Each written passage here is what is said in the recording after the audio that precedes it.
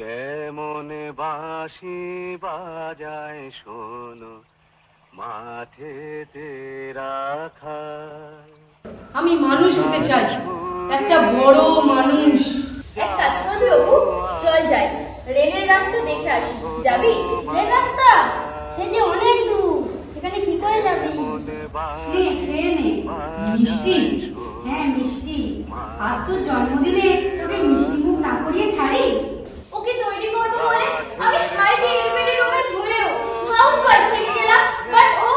আচ্ছা ঠিক আছে, আমি আর ওর সাথে কথা বলে দেখি। সত্যি বলছি স্যার, মেশিন হতে চাই না।